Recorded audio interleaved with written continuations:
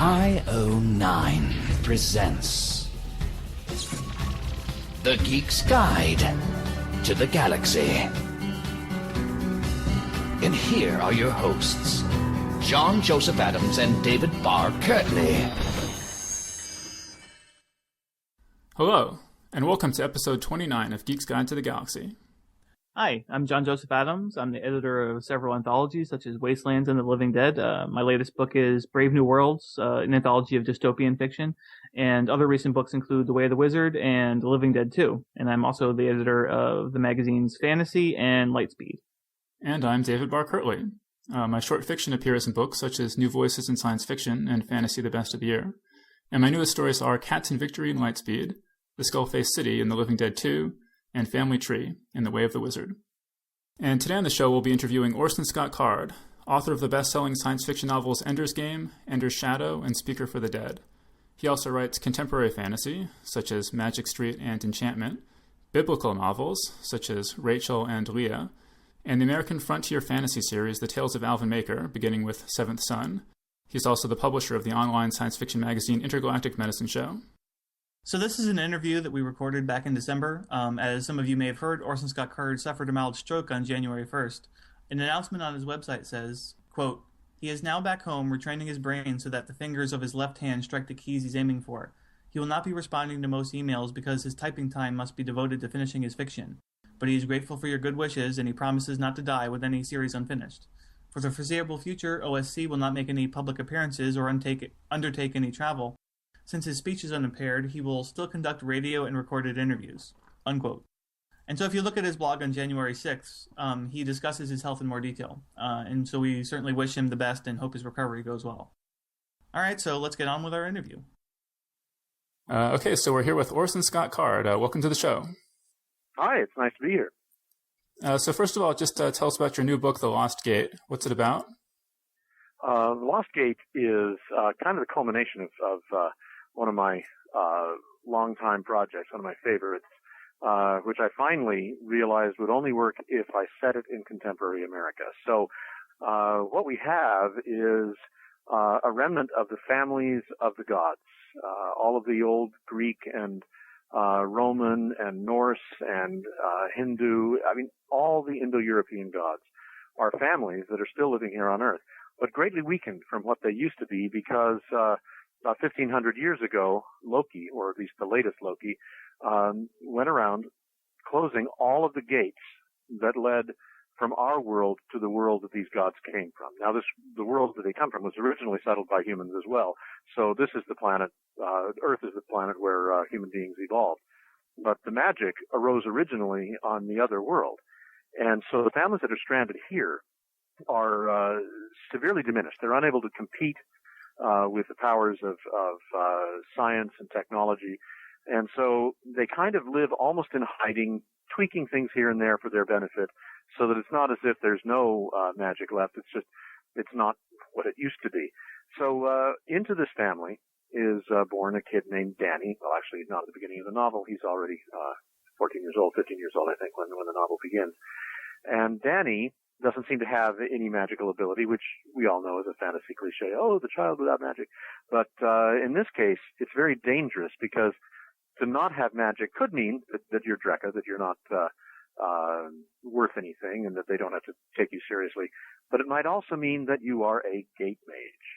And ever since this terrible thing was done to everybody by Loki, who then vanished, so they couldn't even punish him, ever since that happened, it's been a crime to be a gate mage in this among the families. And if you have a gate mage in your family, your duty is to kill them immediately. Not only that, but this is especially the duty of the North family, which is the one that Danny is born into, precisely because Loki was one of them. So they bear a special burden of responsibility. They can't fail on this. There have been wars between the families, and the Norse family lost. So Danny is a peril to his family, or he's nothing. He's worthless. Either way, the family tradition is you just kill him just to make sure. If he doesn't have any magical ability, you put him up on Hammer to Pill. So that's the situation Danny is in when he starts discovering his ability to make gates, to pass from one spot to another. At first, they're very short. He doesn't even realize he's doing it. He's climbing a tree. But when he analyzes it, he realizes he couldn't possibly have reached one branch from the branch before. He must have made a little minuscule gate that bridged the distance for him. And when he makes that discovery, he realizes he can't stay here a moment longer. Somebody's going to see that he's done that. People can't detect gates easily, but that doesn't mean that they can't extrapolate that they must be there. So Danny takes off, goes out into the big wide world at an age when usually kids really aren't competent to fend for themselves. The world is not geared toward helping young kids along, at least not if they're not under the tutelage of parents. So Danny makes friends, and some of them are good friends, and some of them are not so good. And that's what the first book is about, except that Danny realizes much more of the history than anyone has ever taught him, starts learning things from the Library of Congress, from the families, or rather from the individual magicians who are not of the families. The fun thing about this magic system is that it explains everything, and I mean literally everything. It accounts for the Judeo-Christian God. It accounts for, and that includes, I shouldn't say just Judeo-Christian, the whole Semitic tradition, just like the Indo-European tradition, is a rival group that uses completely different principles of magic. So that the Canaanite gods, the gods of Egypt and Babylon and so forth, they're also in this, but they're the enemies of these Indo-European gods. And then everything, little tiny fairies, golems, giants, creatures of stone and creatures of water, werewolves, shape changers.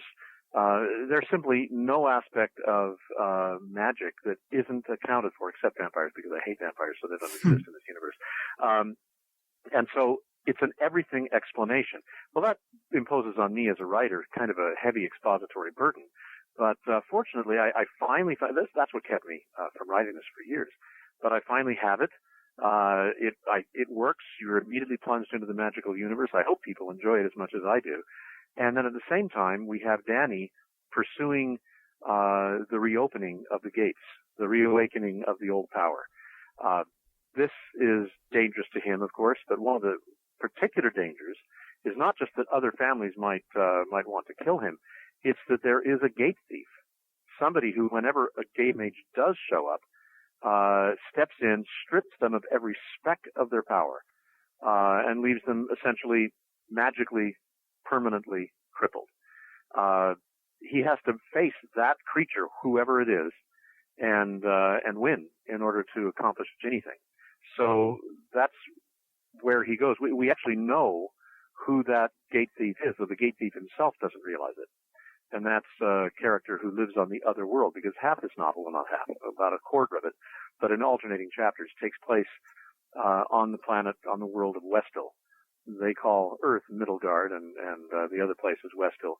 And so we follow a character named Wad, who has been living in a tree for a while. And I don't mean living in a tree like he has a tree house. I mean, his body was inside the bark, progressing slowly upward through the bark, until finally he emerges with witnesses, and starts coming into his own. So that's actually one of the most, that's the storyline that takes place in the world that I'm working with. And so I'm really excited and happy about that one, because I'm having a lot of fun.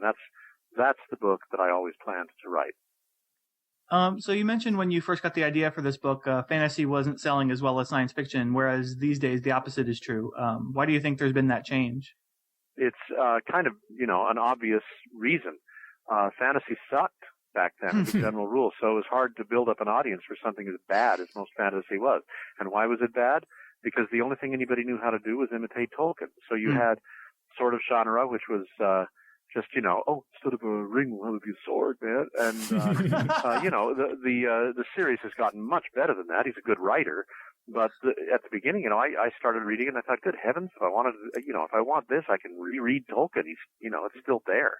And so, I became quite cynical about it, and so did most people. Or we got kind of weird things, Lord Dunsany or other things that Lester Del Rey had dug up, or else Craig DeCamp had found, from the past, which was not written as, it was all pre-Tolkien, which means that it didn't take into account the wonderful things that Tolkien did for the genre. And so, people it's like the same thing that happened with cyberpunk. Instead of learning the lesson of cyberpunk, the way that Bruce Sterling was trying to get people to understand it, which is invent a full universe yourself, come up with something new, and then extrapolate from it, create a rich world. And then Sterling said, like William Gibson did in Neuromancer. So, and like Gibson had been doing in earlier stories. So what did everybody do? Instead of following Sterling's advice, instead of following Tolkien's example and inventing their own rich, beautiful world, they just used Gibson's world. And that was what cyberpunk was imitation Gibson.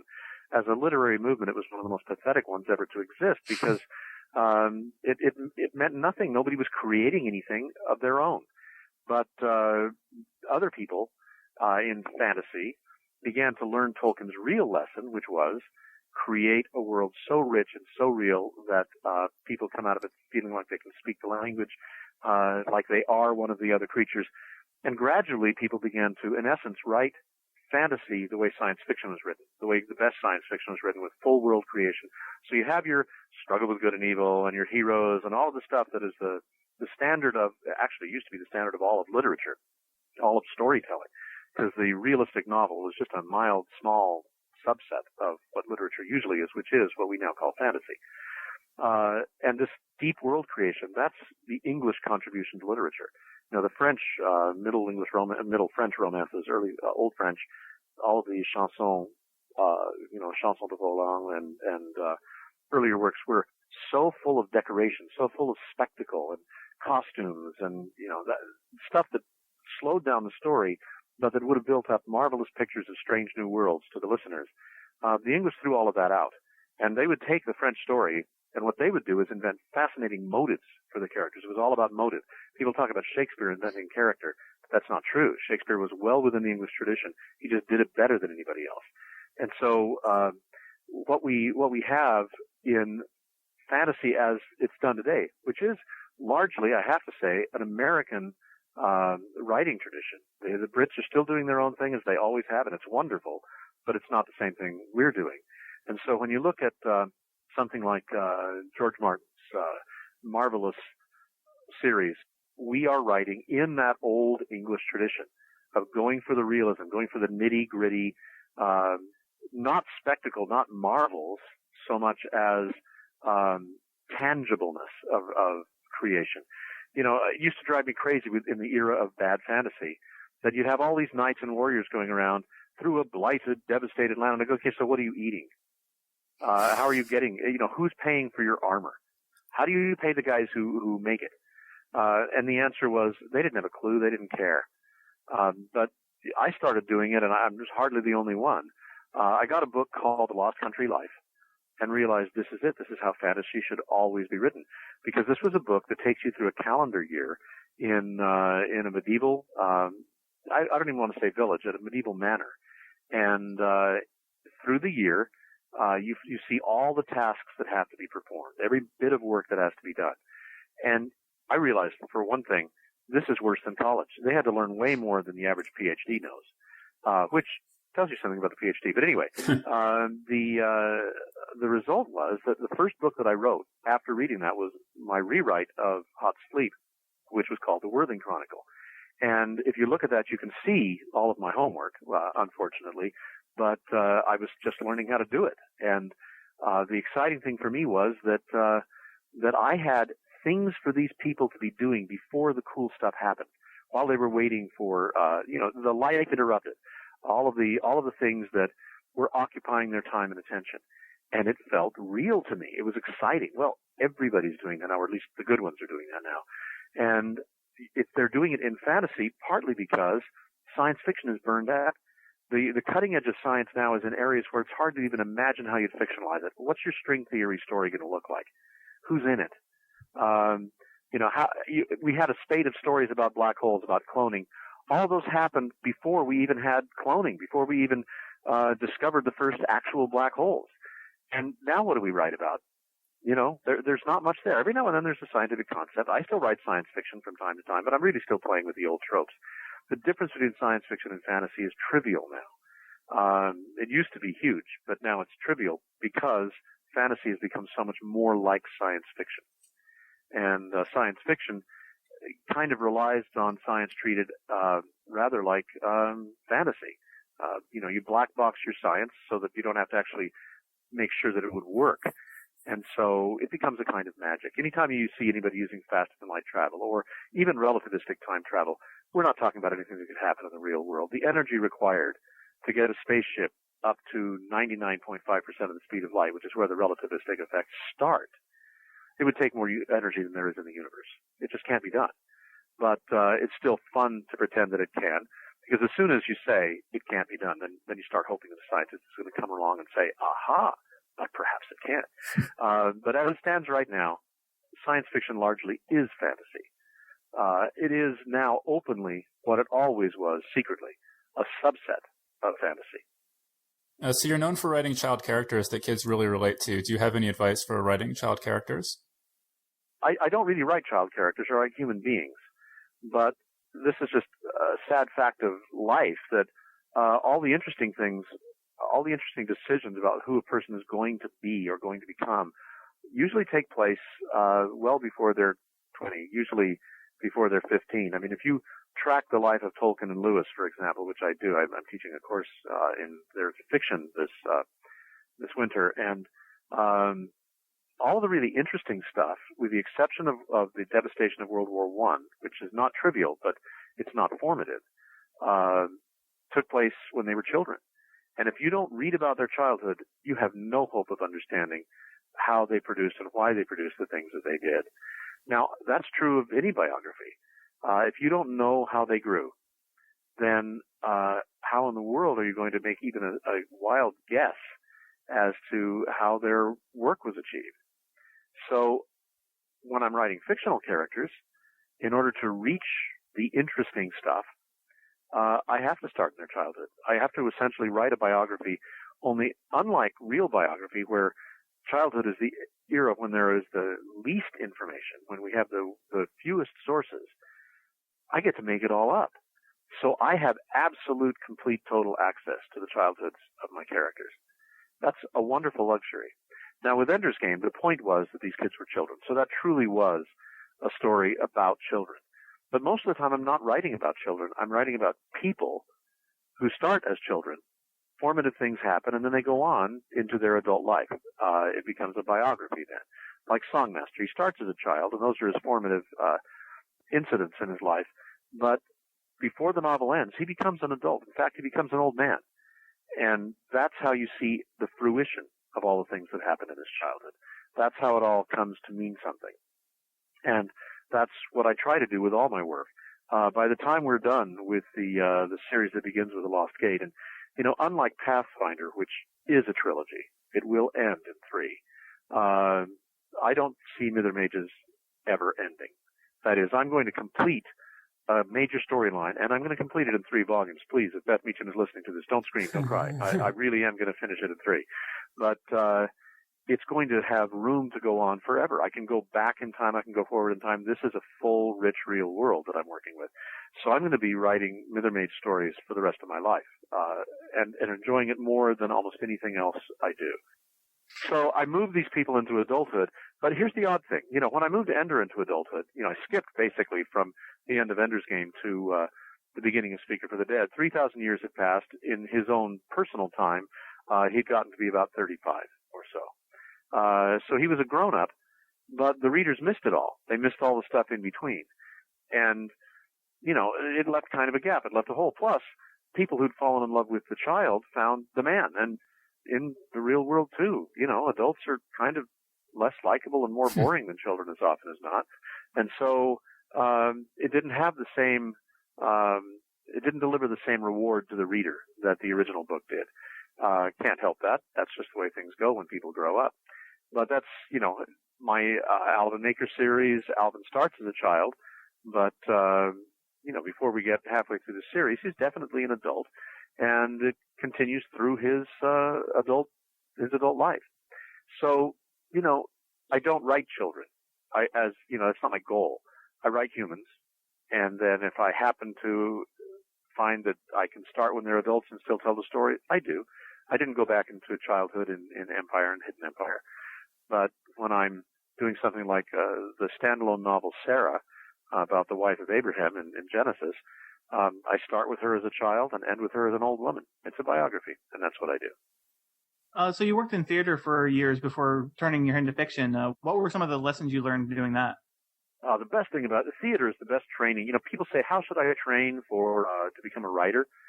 And for one thing, I say, don't become a writer, just write, and then you are a writer, and it's that simple. You may not be a good writer, but you'll be a writer. Then I also give them the advice that if you want to actually get better as a writer, best training in the world is to write plays. You get together a group of your friends, give them your script, have them read it aloud to you. They will butcher it. I guarantee it. They will butcher it. I don't care how smart they are. I don't care how talented. I don't care if they work in theater all the time. Any actor is going to butcher lines unless you are so good that you can write actor-proof lines. And that's how I learned, was actor-proofing my scripts. And it's not that actors are dumb. It's that if there is a way to read it oddly, somebody's going to find it. And actors are going to find the ways to misread your lines. I go to movies now, and I'm listening along, and I go, oh, no, the actor didn't get it. Oh, the director does not understand this scene. Now, I know how to hear it because I know what the writer is doing with the language. But that's not what directors and actors are good at. That's not what they're even supposed to be good at. So what you have to do as a writer is learn how to make your prose, your dialogue so clear that it cannot be misread. That's why I use a lot of italics to show which words in a sentence are emphasized so that you'll know how to read it. Because when you think about it, a fiction writer is still writing a script. But instead of it being interpreted by actors for a paying audience to come and see, it's being performed by the reader in his own head. And so you have to give that reader, who is not a professional, who's not a skilled actor, every help you can to read it clearly. Their cold reading has to be perfect in order to understand the play. That's really a hard project. Not everybody can do that. But if that's what you're working to try to accomplish, chances are you'll be able to write dialogue that your readers cannot misread. And if you do that, you're a good writer. It's that simple. If you can write in such a way that non-actors, which is what your readers all are, can interpret it correctly, can catch the drift of what's going on, and perform it correctly, clearly in their minds, you've made it. See, I heard you say something once about how the audience will never lie to you. Well, that's when you actually get it performed. That's not when you just have your friends reading it to you and giving you the misreadings. This is now where you start learning the structure of story, how to put it together so that the thing works.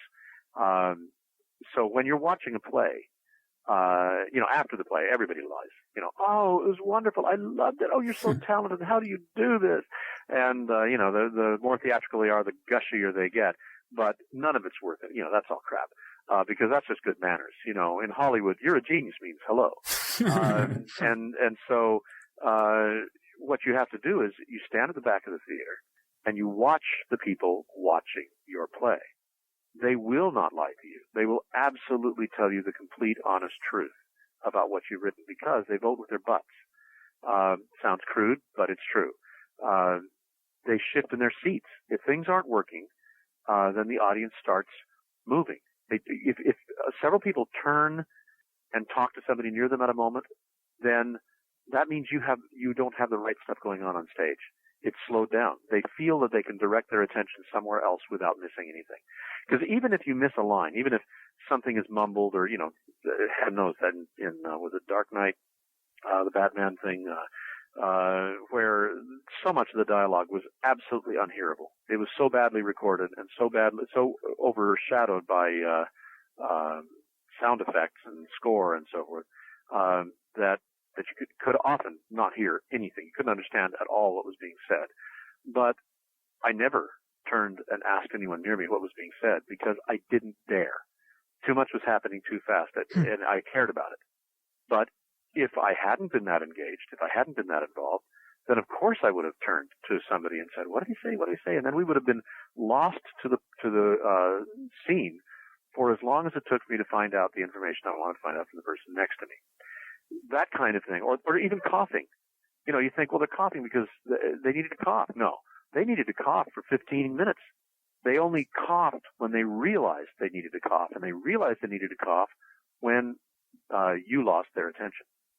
So as a writer of scripts, when you're sitting there watching an audience watch your play being performed, if it's good, if the actors are doing it as well as they should be doing it, no one should twitch through the entire time that the scene's going on. You know, when the curtain falls, then they can get up, they can stretch, they can move around, they can be shocked that they've sat there immobile for the last 25 minutes. But you just don't ever want to lose them. Well, when I direct Shakespeare, I tend now to rewrite the scripts, not rewrite them away from Shakespeare. I keep them in Elizabethan English. I don't modernize them, except I take all the untranslatable jokes, the jokes where the culture has changed so much or the language has changed so much that they're no longer puns, they're no longer funny. And I replace them with jokes that are still work within Elizabethan culture but are still comprehensible to a modern audience. That's the extent of my revision. But the result is that you're never lost. And I have my actors going lickety-split. They're not intoning Shakespeare. They're not acting slowly so that people can understand every word. They're not performing it that way. That's tedious. It's dull. And when you watch people watch Shakespeare perform that way, the ones that are not already fallen on the floor in sleep are constantly turning to each other and asking, what did he say? What did that mean? And I don't care how energetic or brutal or whatever your production is, that's going to happen. But in my plays, we take plays that are often cut down so that they can run in 3 to 3.5 hours. They cut the script mercilessly, but it still takes 3.5 hours to get through it. I give the entire script, every word, every scene, everything, no cuts whatsoever, in 2 hours and 15 minutes. And that's my standard. We've done it with Taming of the Shrew. We've done it with Romeo and Juliet. We've done it with The Merchant of Venice. The audience is in stitches during all the comic sections. Nobody remembers that Romeo and Juliet is a comedy for the first 3 acts, a hilarious comedy. They always play it as a tragedy from the start, which is just stupid. It's not even the way it's written. But when you're doing those plays, I never lose their attention. I have no intermission. They sit there as Shakespeare's audiences did. They stood there, in fact, for 2 hours and 15 minutes, and then the play is done. And then they get up and they can't believe that it was only 2 hours and that it was as long as 2 hours and 15 minutes, because they didn't feel the need to twitch, they didn't feel the need to move. It was an exciting, thrilling production. Well, that's what a fiction writer has to do with a book if you want to hold your audience. Now, of course, if your goal is to impress your audience with all kinds of literary things, in other words, if you believe the crap you were taught in grad school, in your creative writing program, well, then you're reaching to a very different kind of audience, and you have a different kind of writing. It's meant to have every jewel-like sentence admired, and so, great, go for it. I hope you have a wonderful career. You'll get Pulitzers. I won't, but I'll make money and you won't, because I'll have readers. I'll have an audience, and you won't. You'll only have readers who are trying to figure out how you got your novel sold so they can sell their own. You're only writing to other writers or writers-to-be. Whereas when I write my fiction, I want to write for volunteers. I want people who have no dream of writing, who didn't like English class, people who don't think they like to read, people who think they hate science fiction and fantasy. I want them to be so hooked and so held that I can take them into the world of my story and they don't want to leave. They love being there every minute. If I do that, then I've got something. I've achieved something. And that's what being a playwright teaches you how to do, because no matter how arty you are, the audience is not there to be impressed. They're there to be entertained. And if you don't entertain them, you're dead. So in the afterword to The Lost Gate, you refer to your novel Magic Street as the book that I thought of as the best of my career so far. What's that book about, and why do you think it's one of your best? Well, it was born from an idea that a friend of mine, Roland Bernard Brown, who lives in L.A. I've never actually met him face to face. I assume that there is some reason that he chooses to avoid that, because I've been in L.A. a lot. But anyway, he's African-American, but he grew up middle class in Los Angeles, which is a very different experience from growing up poor in Alabama or growing up poor in Detroit. So, that was his background, but he also was a great lover of comics and of hero stories, really. And he wrote to me and thanked me for having created as good a character as Arthur Stewart, and making no compromises about him being, absolutely black, none of the sort of fakes and fudges that you do to make it so that actually they function like white guys. But he said he is still just a sidekick. What I'm looking for, he said, is somebody to write a true black hero. And I said, well, that can't be me. That has to be you that does that, because to do that, you have to get inside black culture. And no matter what I do, I'm always going to be a white guy. You know, I was born white, and I'm going to be white all my life. That's just the way biology works. And so I said, you have to write it. He said, no, you could do it, because humans are humans. It's not like blacks are from a different species. So somebody could advise you on the culture. Said, okay, are you volunteering? And he said, yes.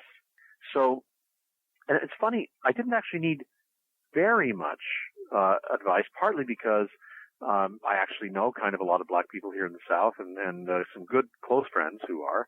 I know something about their experience. I've read a lot that's been written about differences between black and white culture in America by blacks and by whites. And so I wasn't ignorant of some of the issues. Plus, I'm human. And as he pointed out, black people are as human as white people, and maybe more so. So I started writing. He helped me in things like, what would people of a certain age in black culture be named? Because naming has gone in waves. You know, that there are names that would be believable for a 40-year-old black that would totally not be believable for a 20-year-old black.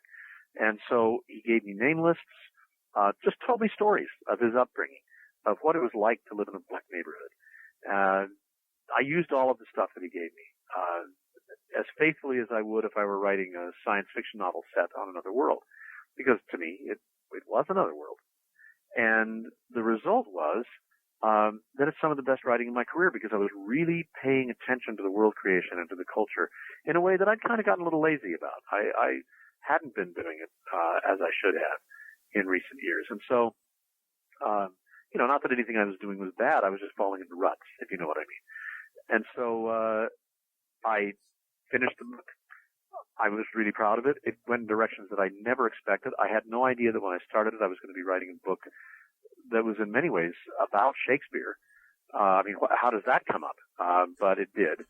And I was just really proud and happy. But the proudest moment was when my editor on the book is married to a black man. I had no idea of that. It wasn't relevant. But she, as kind of an experiment, showed the book to her husband, who had not been following my career at all. He vaguely knew who I was, but that was it. And he read Magic Street, and he came back to her about it, said, wow, I never knew that Orson Scott Card was black. Well, that told me, not that I'm not trying to fool anybody. My picture's on my books, just he was reading an advanced reading copy, so the picture wasn't there. The idea was that I'd made it feel authentic enough that he assumed that it could only have been written with a black man. Well, it couldn't have been written without the help of, an intelligent, self-examining black man. It's not that Roland Bernard Brown just knew what, he is a smart guy. He's a writer himself, and he knew the kinds of information that I would need to have in order to make this thing work, and gave it to me. So that's one of the reasons I'm proud of it. But the main reason I'm proud of it, I gotta say, is it's just one of the darn best stories I have ever come up with. Story of this kid who isn't really even a person in his own right and doesn't realize that. He's grown up thinking he was a person, but he's really just one aspect of the King of the Fairies, who's living imprisoned underground. And he was able to send forth essentially all of his virtue in this kid. This kid is the good side, and all that's left in the King of the Fairies, in Oberon, is the bad side.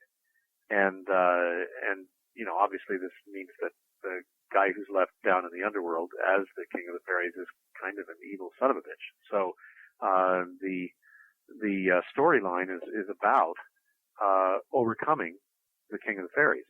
In other words, defeating the other aspect of my hero. And the only way to do that is to reconcile them. The only way to reconcile them is to rejoin them and end the independent existence of my hero. He essentially has to die in order to win. And that's the way it ends. It's a noble romantic tragedy. It's one of the funniest things I have ever written. I am so proud of the moment when a message that is written in fairyland shows up on an overpass over Overland Avenue in Los Angeles, and perfectly innocent word has turned into an obscenity. It's lots of fun. It's just fun to play with fairyland, connecting with Los Angeles, which is such an unreal place in so many ways. I heard you say that the style of your early novel, Heart's Hope, suffers a bit from the influence of a grad school mentality. Could you give details about what? In a way, that's more joke than truth, because I actually know what's wrong with the book and why it doesn't sell as well as my other fiction. And it was a structural choice that was made. It's a mistake that I'll never make again, but it was a perfectly natural one at the time. What happened was that I started the story in exactly the right place, at the point where the character who is going to save the world gets involved in the project of trying to save it. That's the way I teach it now. Teach how to find at the beginning, and that's absolutely true. It's absolutely right. But I didn't know it then, and so when I had finished the book, I had several people, including one writing teacher who I love dearly, Francois Camoin, tell me, what's missing is we really don't get to know the character of Enter Kelvin and Sentia Velvet, and we don't get to know, a lot of these people remain mysterious. We really want to know more about them, which was true. Though that doesn't necessarily mean that I'm supposed to tell you about them. It just means, wow, I'm glad that you care. But I was young and naive, and I thought, okay, they're right. So I inserted at the beginning 3 chapters before the story actually starts. What a terrible mistake. But none of us realized it was a mistake, because everybody who read the new version with these new chapters at the beginning was already hooked on the story. They already cared about my character of Orem Scantips.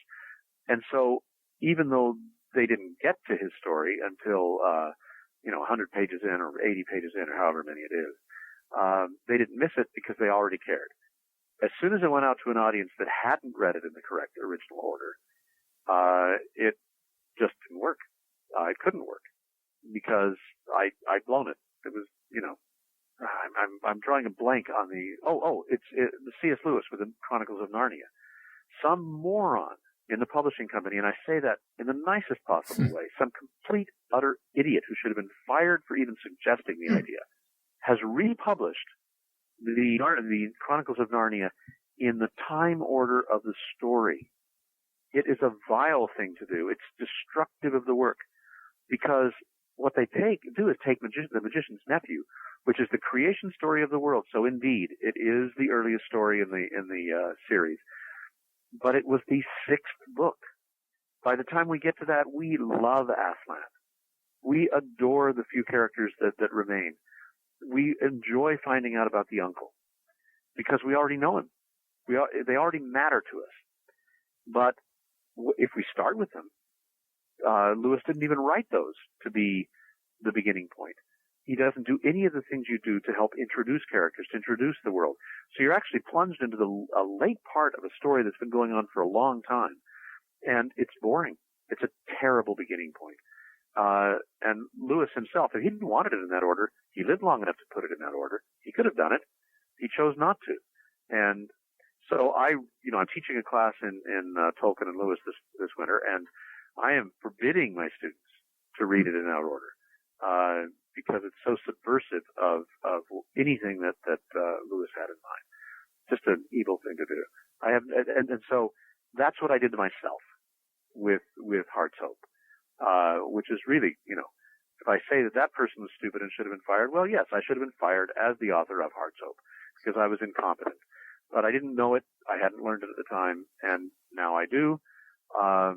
Every now and then I toy with the idea of cutting those things out or moving them to be an appendix at the end. But then there would still be some flaws that remained.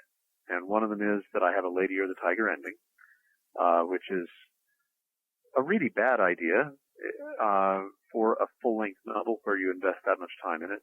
I don't actually tell you how it ends, and that's a bad thing. So, and that's a very arty choice. That's an Inception choice, which was really a good movie spoiled by that kind of idiocy.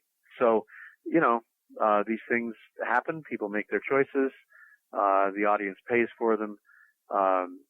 In my case, the writer paid for the choice to blow it on the order of Heart's Hope. Okay, so back in 2005, you launched an online magazine called Intergalactic Medicine Show. Why did you decide to start your own magazine, and what have been some of your goals for it?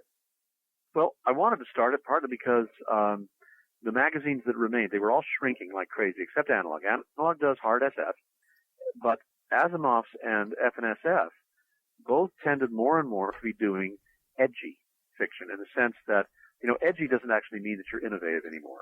It means that you're doing the same old thing, but the particular same old thing that you're doing is to be literary, arty, or anti-middle class culture. And, the hero stories that I think are the heart of all storytelling, the reason people turn to stories in the first place, was being ignored. And so I thought the falling circulation here has as much to do with the kinds of stories we're telling or not telling as it does with, the fact that the internet maybe or television or something is killing the short story. I think the short story is being murdered. And so what I wanted to do was to create a magazine that would go back to some of the, I don't want to say old values, but go back toward the kind of fiction that most fiction readers first fell in love with. Now, I meant to edit it myself, but it takes concentration of a kind that I can't get while I'm writing or while I'm trying to write. So I would find myself unable to write because I needed to edit the magazine. I had a backlog of stories piling up, but unable to edit the stories because, doggone it, I had to write this thing. So I was doing neither. Played a lot of Civilization at the time. And so I found another editor. Ed does a great job. He shares, while not always I don't always agree with his choices as being exactly what I would have chosen. That's what you get when you hire an editor to do the job. You have to let him do his job. And so what I've come to find is that I trust his sensibility. He sometimes doesn't like stories that I love, but he never loves a story that I hate. Does that make sense? Mm-hmm. So that I'm very proud and happy with the magazine. Now, the funny thing is that almost as soon as I started mine, and maybe some of them even predated it, and I was simply unaware of them, publishers started publishing their own online magazines. Bain did it first, and then Tor did it, and several others. And they used writers from their stable, and they thought, we'll use this as a loss leader. It'll help promote our line. But they quickly discovered that it wouldn't make any money for them, that it wouldn't even necessarily bring them new readers. It wasn't doing any of the jobs they thought it would do. And so most of them have now stopped. And here I still am, losing money just like I always have, but not a lot of money. And we have readers who care, and we're finding ways, or that we can, or that we hope we can use to increase the readership and to eventually make the magazine profitable. But for those who do read it, I think we're delivering a first-rate experience with fiction. And one of the things I love is that I figure it's worth the money to do it right, which means even though I'm losing money, I'll lose even more money because I insist on having every issue fully illustrated. Every story has an illustration. I love good science fiction and fantasy art. Have all kinds of it as wallpaper on my computer, and it's just it can be wonderful when it's done well. And I'm not talking about the big boob art of Frazetta, and I find that tedious and adolescent. No offense to them, they're doing a long time tradition, and they didn't invent it. But I'm bored with it. I grew up past that. It's Sears catalog level of art, and so we try to have good, resourceful art. Do we always succeed? No, but I feel like we should be a place where good artists can do exciting work, and as well as good fiction writers. What I'm happy with about the magazine is that our readership is increasing, and that we're discovering writers who then go on to write novels, which is how you actually make a living. But we have given writers their first or one of their early experiences with publication and helped draw the eyes of book editors, and that's our job. That's what we exist for. So at least for now, it's worth it to me to spend the money that I spend on an unprofitable, but I think good for the whole field venture.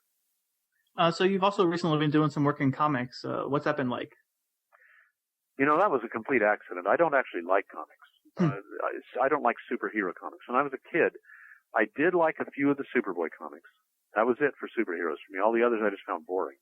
Because when I say I believe in hero fiction, I don't mean superhero fiction. I mean hero fiction.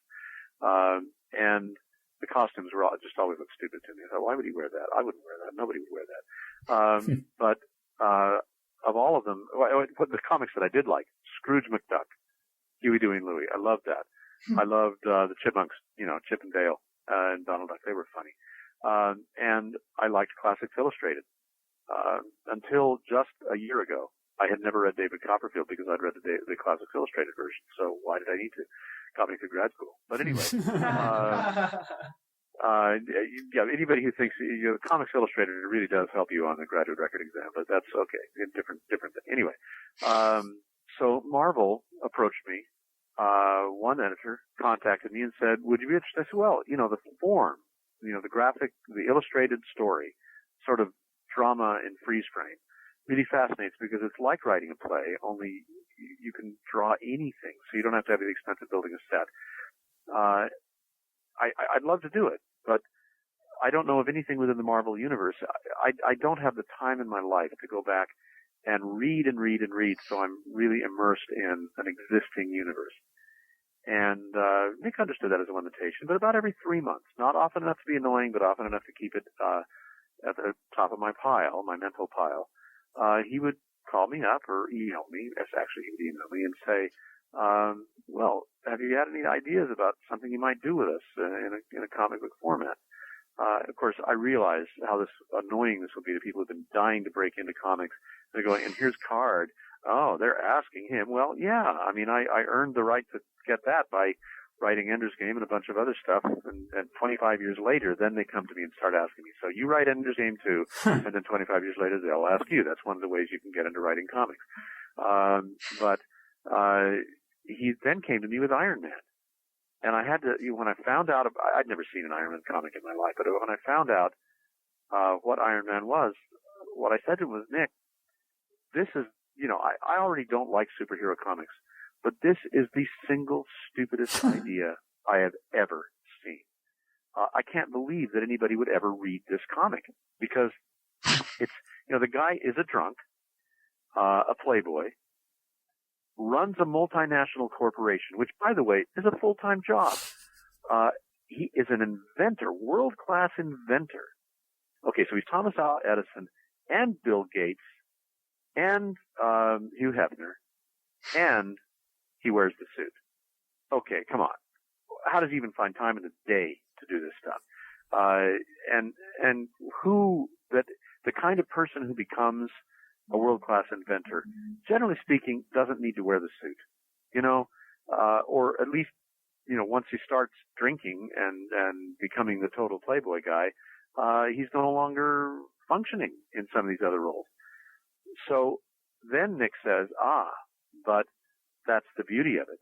We want you to write in the Ultimate series, about this character. And so that means basically you reboot, you start over as if none of the other stuff even existed.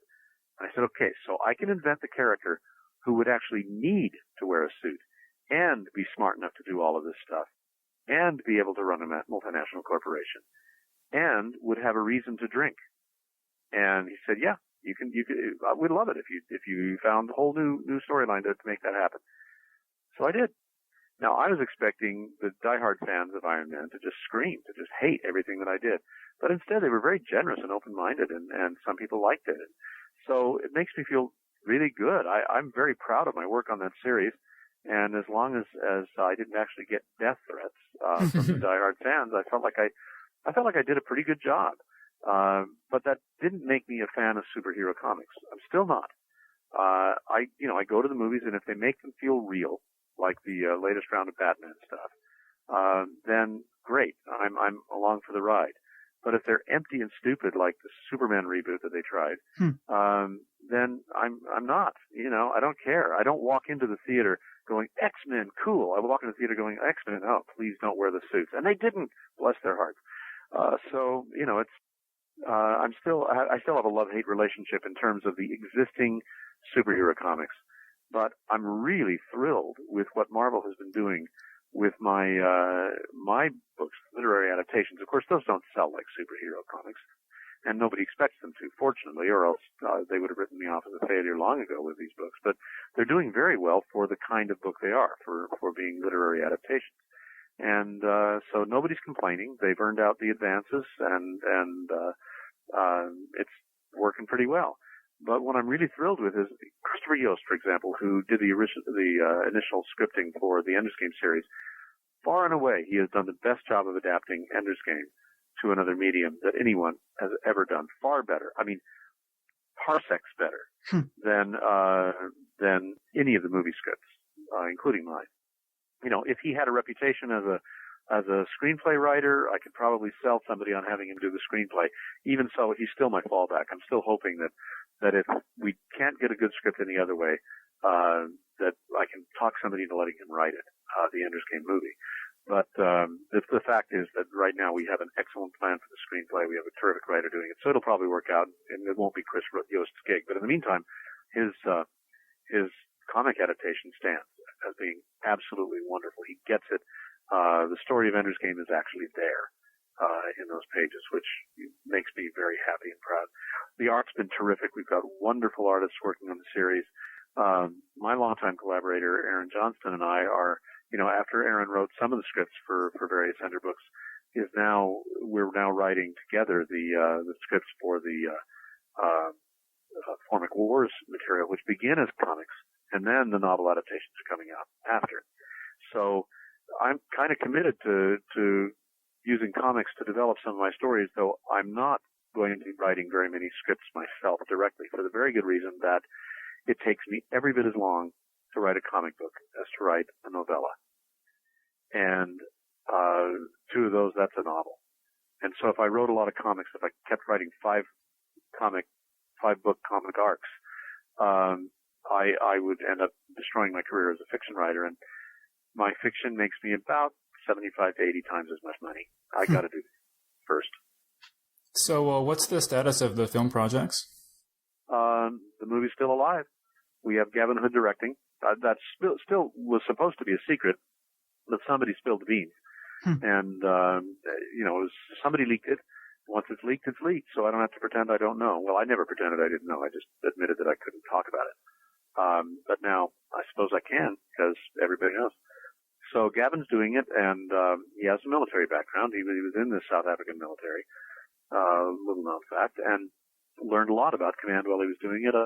He has worked well with children in the past, because that's vital. You got to be able to get good performances out of children, or you can't do Ender's Game. And so I'm very optimistic that when it's made, it'll be made really well. It'll be a good movie.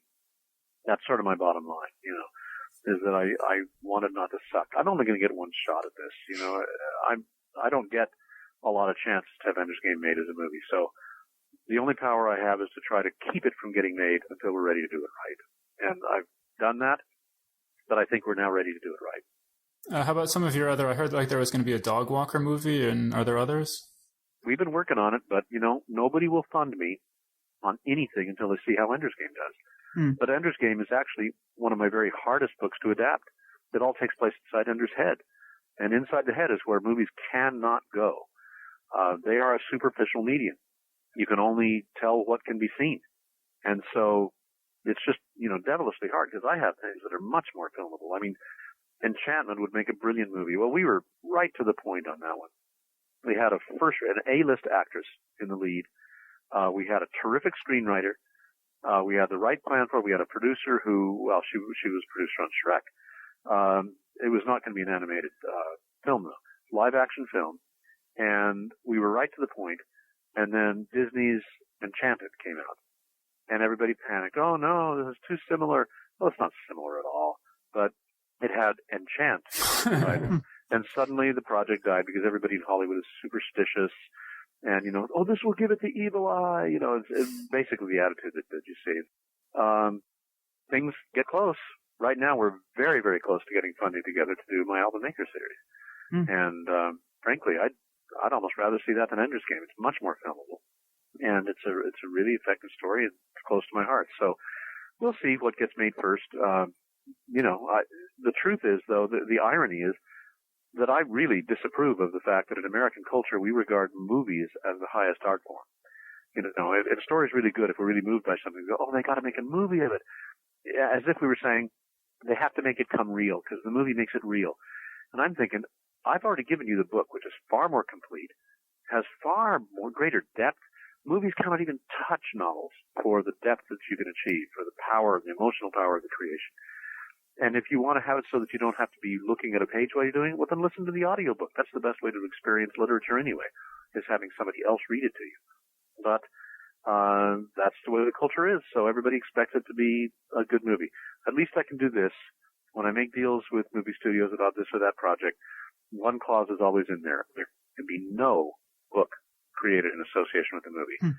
My novel is the only novel that can ever exist in connection with this film, unless I write one myself, and I keep all the rights. So if I do write one myself that connects with the movie better, as in, for example, a picture book or something, then I get to keep the money, and that works well for me.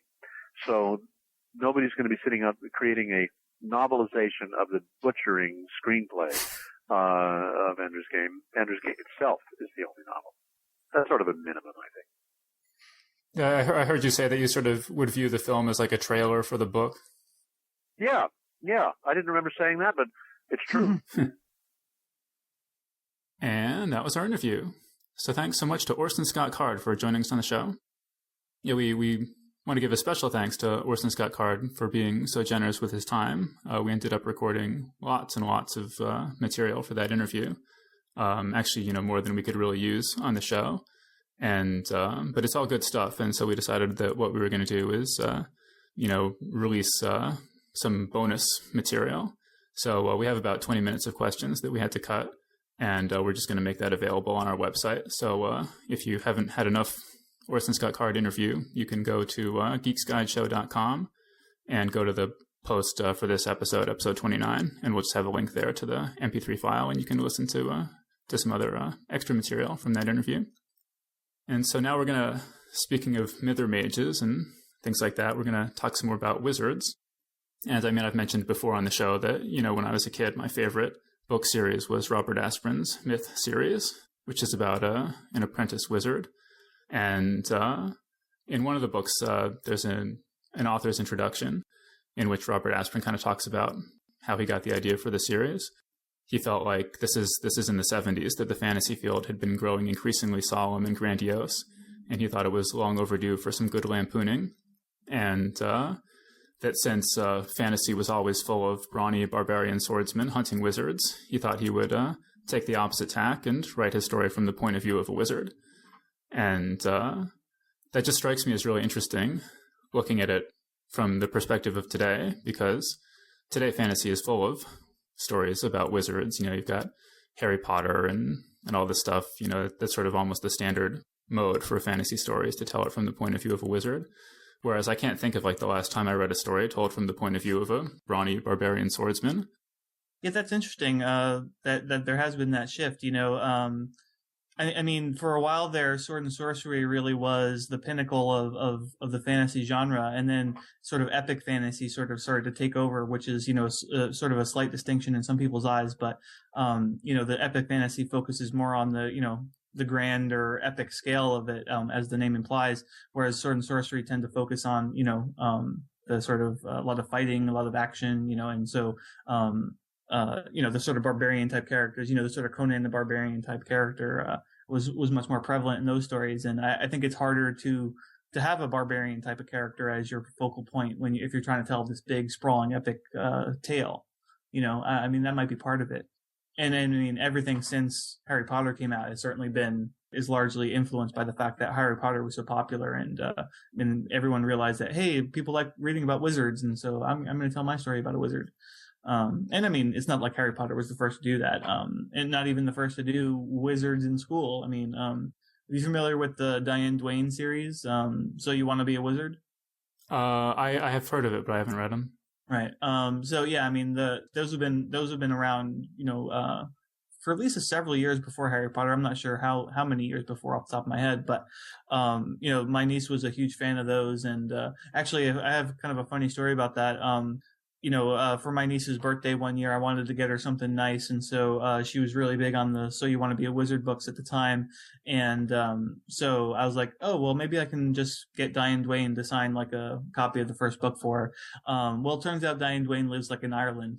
And so that made it a little bit more complicated. But, I got in touch with her via email and she said, oh, sure, that would be fine. And I have copies here. You can just pay me for that and I'll send it to you. And I was like, oh, great. And but she's like, well, actually, instead of just paying me for it, could we trade a copy of the book signed for some malto meal?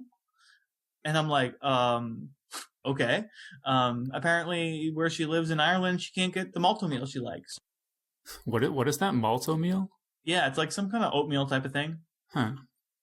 But I mean, yeah, like the barbarian thing is just, disappeared. Like, have there been any barbarian anthologies? Like, not that I can think of, but right. Whereas there have been a bunch of wizard anthologies, right, recently. And I mean, you edited a wizard anthology, but like, what were some of the other ones that have come out in the last couple of years?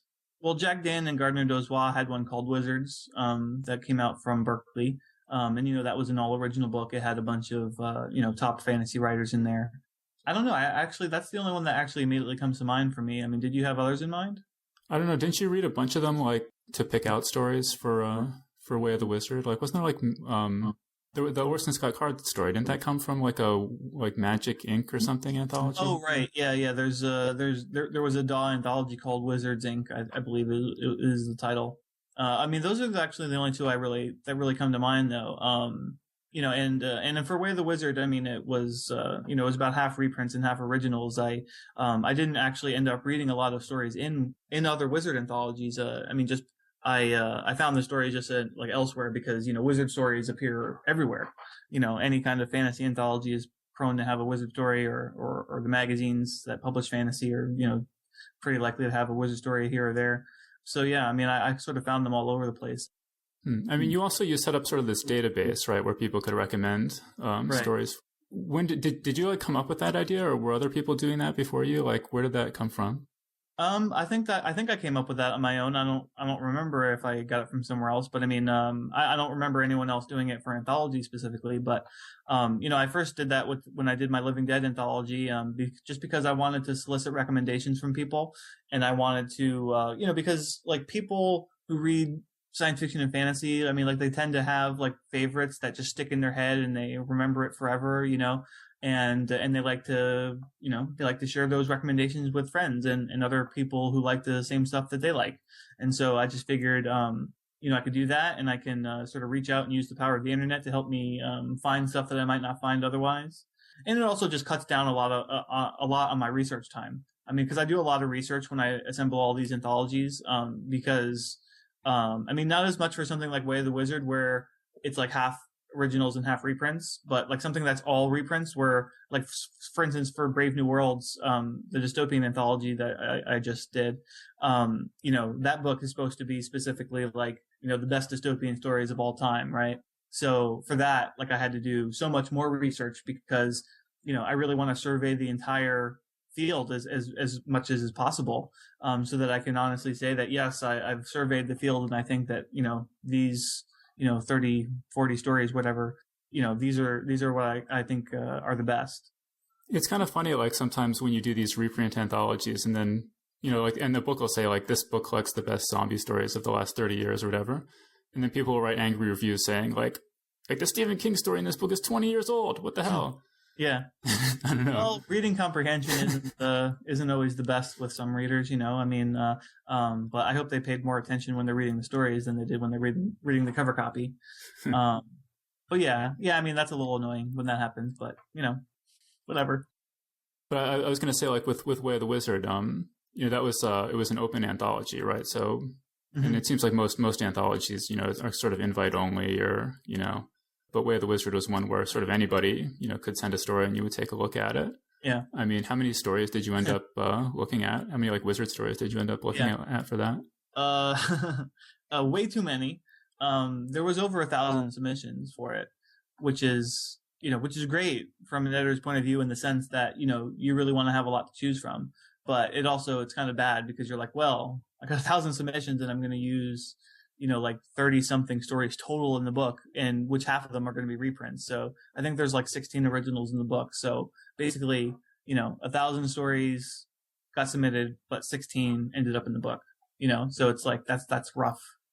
That's rough odds. And it's like way, way, way too many submissions to really, that's the reason why a lot of anthologies are invite only, because it's like, well, I don't need 1,000 stories to pick from, to put this book together. But, I wanted to have it be open and have anybody submit stories. And I mean, I found some great stuff that I wouldn't have, I wouldn't have necessarily gotten if I hadn't done that. So. Like when you read like that many wizard stories all in a row, did you notice any like patterns that you would see over and over again, or like things that are in the zeitgeist about wizards, stuff like that? Well, I mean, the one thing that would stick out in my mind is that a lot of people just haven't progressed past the idea of Gandalf as the archetype for a wizard. Just like, okay, yes, Gandalf was a wizard, but not every wizard has to be like Gandalf. And you would think that with Harry Potter that there would have been more people saying, oh, well, wizards don't have to be old men with beards and pointy hats, And I mean, if you look at the anthology, I mean, you'll see that what I was trying to do was sort of showcase how many different takes you can have on the idea of a wizard. I have there's very few stories in there that are actually that traditional sort of, pointy hatted, gray bearded wizard character. So, like, what were some of the more, like, unusual takes on wizards that ended up making it into the book? Yeah. Well, Nnedi Okorafor has a great story called The Go-Slow, which is, it takes place in Africa, and and the protagonist is, like, this Nigerian, film star, they call Nollywood, Nigerian film industry. And he has this, like, strange encounter with this like, woman who's, some sort of shaman type of person, and she transforms into this bird, and it's a very crazy story, and it's a very very different than everything else in the book, and really quite brilliant. And so I'm a big fan of that one. Actually, Tor.com is going to be reprinting that on their website at some point in the near future, so you'll be able to read it for free. But you can always buy the book too. But a newer writer, most people probably aren't familiar with, Rajan Khanna. He has a story called Card Sharp, which I liked quite a lot. It's like, it takes place in the American West, and it's like on a riverboat, and the protagonist has this deck of cards, like a deck of regular playing cards, but the cards are all enchanted. And, he can only use each card once. And so it's like, you get 54, attempts to use magic, 54, including the 2 jokers. So, 52 cards plus the two jokers. And so, so it's sort of, it's telling the story of his, that he has like this revenge thing going on. And, but then you also learn about how he got the cards, and the old man who gave it to him and trained him how to use them and all that. And, I thought the use of magic was very inventive in that. Jeremiah Tolbert has a story called One Click Banishment, which, sort of meshes technology and magic in the same story. And so, all magic is copyrighted, and there's an organization called the MAA, the Magical Association of Atlantis, which, controls all of the magic copyright and everything. And so there's people who are like sort of hackers or whatever in the magical world, and they trade magical spells online and all that kind of thing. And so, and actually this story came about because, or at least, it was partially inspired by me saying, I used the phrase one click banishment for something. Like, it was something, I was complaining about something on my computer. Like, I want one click banishment, like, instead of having to click multiple times to make something go away or whatever. And so Jeremy, he's like, he said something about that when I said it, and I was like, oh, well, you should write a story about that. And so he did. Yeah, well, I thought we might want to mention the Charles Coleman Finley story. It's kind of an unusual setting. This is in the it's sort of during the American Revolutionary War, and there's a guy, the main character, one of his ancestors was hanged as part of the Salem witch trials for being a witch. And so this guy, discovers that he sort of inherited this ancestral ability to do magic, and he has to use witchcraft to help the American Revolution. Charles Coleman Finley, he was working on a PhD in history focused on this period, and so there's a lot of like good historical detail. And I guess he has a trilogy set in the same milieu. The first book is called, I think, The Patriot Witch. Mm-hmm. And that's one of those that's on my pile of books to read. Maybe if this podcast ever gets canceled, I'll have time to read some of these books. But I noticed that the third book in the series is called The Demon Redcoat. And I think that's a great title. That really makes me want to see what happens with that one. Yeah, I really like that series. And the middle book actually has a good title, too. It's called A Spell for Revolution, I believe. Another story from the book I particularly wanted to call attention to was this one by Marion Zimmer Bradley called Secret of the Blue Star. And this is actually one, I think I entered it on the database, the recommendations database. This is, sort of an old favorite of mine. It appeared in the first Thieves' World anthology. Actually, that was edited by Robert Asprin, who I mentioned earlier. And I've just always really loved the magic system in this story. It sort of posits that there's this order of wizards, and they all have kind of blue stars on their foreheads. And they're all gathering their power to face evil at the sort of an Armageddon sort of thing. And so, but a lot of these wizards of the Blue Star, they don't get along with each other. But there's this code that they can't kill each other, because if you're to kill another of them, then there will be fewer of them to fight evil at the end of the world. But what you can do is that each wizard in this order, they have a secret, and the bigger your secret, the more power you have. And if you can find out the secret of another wizard, then you get all of their power and they lose all their power. And so these wizards are constantly trying to learn each other's secrets. Like when you're doing like a wizard anthology or something like this, how much do you have any sort of guidelines you use for deciding what's a wizard story and what's not? And were there any stories where you're like, oh, this is a good story, but I'm not sure if it's a wizard story or not? Like, how do you make that kind of determination? Yeah, I didn't have anything written down, but I mean, I sort of went by feel, just to me, if it felt like a wizard story or not. There was one story that I really, really loved that I didn't think was a wizard story, really, and actually it ended up in Fantasy Magazine. It's called Stem, Stone, and Bone by Deb Tabor. So we can have a link to the show notes for that too. But so it ran in Fantasy Magazine. This was before I started editing Fantasy Magazine, so it was just it just happened to end up there. But I loved the story. I mean, it was just beautifully written, and I just really liked the narrative. But I just didn't think it was a wizard story. I mean, there may have been others that I also there was at least one other one. There was one that I read that I don't know if it got published anywhere else, but so I won't say what it is or the author. But I mean, it was basically, it seemed to me like it was more of an angel story, and it really wasn't a wizard story. So I felt like it wasn't appropriate for the book. But I mean, it's hard when you're doing a book like this to, you want to showcase the diversity of the theme, but on the other hand, you want to make sure that the stories actually do fit the theme well enough that, people aren't going to be say, hey, what's this non-wizard story doing in this wizard anthology? I mean, I certainly had that problem with The Living Dead, with people saying that, oh, these aren't zombie stories or whatever. So, I try to keep that in mind that, when people buy a book about wizards, they want all the stories to be about wizards. They don't want them to be like, oh, it's kind of sort of a wizard story. If you look at it in the right light, they want it to be a wizard story. I try to navigate by feel, and, if I'm not sure, I'll ask some other people to read it and give me their feedback and, let me know what they think. Like, does this feel like a wizard, like it's wizard enough, or, whatever. Well, and of course, one of the most interesting stories in the book I thought was your own story, Dave. Yeah. Do you want to tell the people about that? Yeah, sure. I mean, this is a story I'm really pleased with the way it turned out. It's called Family Tree. And, so sort of what happened was I was, over at my grandmother's house helping her out. And, she's big into genealogy, and she's always, she has a program called Family Tree Maker that she uses on her computer to, and she's always entering in photographs and, names and dates and stuff like that.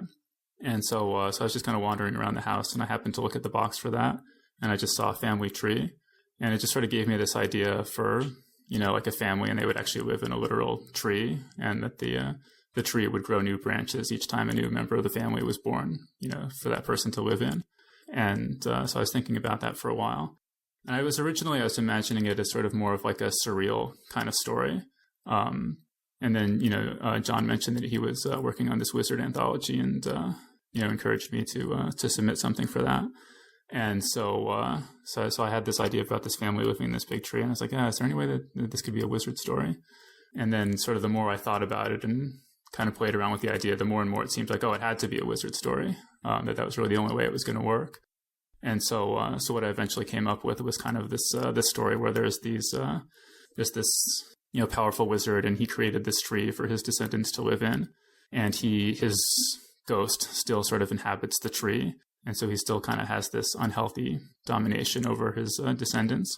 And the two sides of the family have developed this rivalry, to see who can have the most heirs, because, the more heirs you have, the bigger your half of the tree grows. And so the main character is, sort of a young wizard, and he's really put off by this whole business. And so he's gone off on his own and created his own tree for him to live in. He sort of washed his hands of his family and their rivalries and scheming and stuff. But as the story opens, he kind of gets drawn back into the politicking and backstabbing and stuff. And, Scott was talking in the interview about how important fantasy art is to him, and, how every story in Intergalactic Medicine show, how it's really important to him that it has an illustration. And I feel the same way. I've always been really big on drawing and doodling, and it's really a thrill for me to have professional artists to do illustrations for my stories. And it's one of the reasons I was always really excited to submit stories to Realms of Fantasy magazine, because they do full color illustrations for most of the stories that they run. But so I wrote this story, Family Tree, and I just really, really wanted an illustration showing the tree with all its windows and balconies, and the families facing off against each other and stuff. And so there's actually an artist who had expressed an interest in doing some work for Realms of Fantasy magazine, and so I contacted him, and he's sort of an up-and-coming comic book artist. And so I contacted him and commissioned him to do an illustration for the story, showing the tree and everything. And he did just a fantastic job. I'm really, really happy with this illustration. So I strongly encourage people to go check it out. It's up on my website. Yeah, actually, the story is up on the website for the anthology. If you just go to my website, johnjosephadams.com, there's a link to the anthology's website there, and we'll have it in the show notes here. But there's about there's about 8 different stories that are up online for free, including Dave's and some of their other ones in the book. In the interview too, Scott was saying that he's not a fan of Frank Frazetta style art. But, a lot of people are, and there was this great documentary I watched recently called Frazetta Painting with Fire, and I definitely recommend people check that out. I mean, even if you're not a fan of Frazetta's artwork, it's just a really interesting documentary. It's kind of funny. I mean, it's a really, really enthusiastic documentary. I mean, sort of the perspective of the documentary is like, Michelangelo was okay, but then Frazetta came along to show him how it's really done, But yeah. I mean, one thing that I've kind of been thinking about is, when I was thinking about sort of the barbarian swordsman versus the wizards and stuff like that, is there was this thing I was just reading recently. It was on sort of about role-playing games, and it was sort of saying how, pretty much every role-playing game, you've got your fighter, your magic user, and your thief character classes. Like you can't think of a role-playing game that has character classes and doesn't have basically those 3. And this article was sort of saying that, it's not just a failure of imagination that every game has those basic choices, but that's just sort of the nature of things, that there's usually 3 basic solutions to any problem, right? There's like a brute force approach, the intellectual approach, and the kind of street smarts, cunning approach. And those 3 character classes sort of embody those 3 approaches. And so any other character class that you come up with is either some variation on those or some combination of those. And so I've just sort of been thinking about that the last couple of days, and just sort of, is that true? Does every character need to be located along those axes, or is there some other axis that isn't being taken into account there? And the other thing that kind of came to mind is that, in Dungeons and Dragons, one of the attributes is charisma. And, this is sort of, you can sort of imagine like a politician character or a sort of seductress character. And I've been trying to decide whether that falls into the rogue sort of sneaky cunning category or not. Yeah, I don't know. I mean, charisma is largely useless in D&D, or at least it was. I gather in 4th edition, it's more important than it ever has been before. I mean, charisma, it's like one of those game aspects that should be really cool, but almost always gets ignored just because it's so hard it's so subjective, You're like, if I do this much damage when I hit somebody, that's really easy to calculate, and everyone can kind of agree on it. But, like if you're trying to use your charisma and charm somebody, there's so much subjectivity in terms of, well, I say this, that's charming, and people are like, that's not charming, and it's sort of difficult to mediate in a game context. Right. Actually, what I thought was curious is that, in 4th edition, they have a race called Dragonborn, which are sort of like dragon men. And like their bonuses are like they get +2 to strength, which makes sense, but then also +2 to charisma. I'm like, really? They're really charming, horrifying dragon men? Yeah, no, that's very strange. Like, hold still, old chap, while I blow my fire on your face. Yeah, I mean, it's just kind of funny, in terms of like wizards in games, because there are all these sort of like conventions. There's sort of this interesting issue of like how much does the game influence the fiction, and how much does the fiction influence the game? Because like wizards in Dungeons and Dragons aren't allowed to use swords or armor and stuff like that. And so I think that's really influenced people's image of what wizards are. And when you read a lot of fantasy, you just see wizards have their staffs or whatever. But then if you go back to Lord of the Rings, Gandalf carries a sword and he fights with a sword most of the time. But I always thought that was a strange limitation, given the fact that yes, Gandalf carries a sword. I think it was more about trying to balancing the classes. It's like they wanted to make the wizard have no real martial skills to balance out the fact that he can cast all these amazing spells and whatnot. Although it's funny, I guess one of the changes in 4th edition is that like a 1st level character is no longer as much of a frail little flower as they used to be. It's like, for instance, my new DM was saying, in like 2nd edition or whatever, previous editions, a 1st level wizard could like get killed by a child with a rock. Well, no, and that's like one of the ways that the rules were just really broken in 2nd edition, was that, a wizard, you have a wizard character and he's completely useless until he gets up to like level 8 or something. And then he's like 1,000 times more powerful than all the other characters put together as he starts going up from there, Yeah. And so I understand that they've made changes to make it a little bit more balanced. I think another thing I've heard that they changed is that, when I used to play 2nd edition, the magic system had been inspired by Jack Vance's Dying Earth, where the wizards, they have to memorize spells, and then you spend hours memorizing a spell, and then as soon as you cast it, it's erased from your mind, and you have to start all over and memorize it again. And that's a really great magic system for a book, but it really doesn't work that well for a game, because you have to like think about what spells you want to have at the beginning of the day, and then like if you get into an encounter when you really need that one spell that you have but you didn't memorize, like, well, tough. Yeah, and that, like, you could theoretically, there were all of these interesting spells that you could do, like levitation or transmute stone to mud or whatever, or, spells to open locked doors, things like that. But you would never actually have them, because when it came time to memorize your spells, you wanted to do the safest, most prudent thing, which was to load up on combat spells, because those were the ones you were sure you were going to need. Right. Yeah, like imagine you're like 3rd level wizard or something who has like access to 1st and 2nd level spells, and it's like, oh, well, I still can't kill anything because I hardly have any hit points, and all I can use is a quarterstaff or a dagger, but I can cast like Open Lock. That will help the party out, and that'll be a lot of fun to play this character, because in combat I'll just like stay in the corner or be passed out on the ground bleeding to death. See, do you have any other like you like The Way of the Wizard was this open anthology that anyone could submit to? Do you have anything else like that, like coming up in the future? Well, Lightspeed and Fantasy magazines, they're both always open to submissions, and they're not invite only or anything. Anyone can submit stories to those, so I'm always doing those. And I guess that's it for now. I mean, it's unlikely that Armored, which IO9 just sort of announced the other day, which is an anthology all about powered armor and mecha and that kind of thing.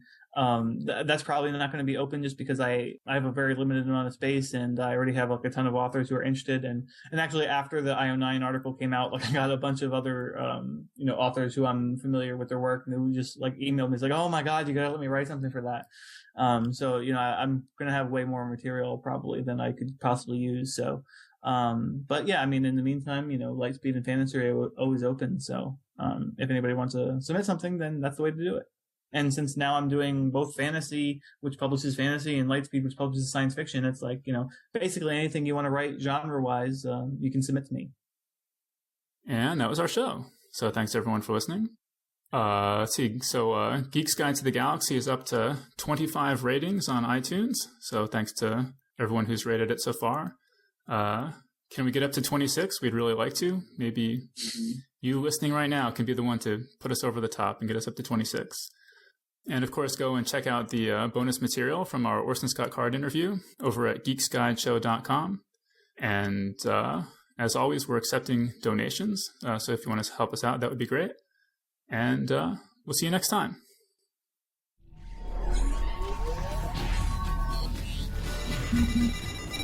The Geek's Guide to the Galaxy is a production of IO9. For this episode's show notes, to subscribe to this podcast, or for more information about the show, visit geeksguideshow.com. To learn more about your hosts, visit johnjosephadams.com or davidbarrkirtley.com. Music and voiceover produced by Slipgate 9 Entertainment. If you enjoyed this program, tell your friends. If you didn't enjoy it, tell no one. Thank you for listening.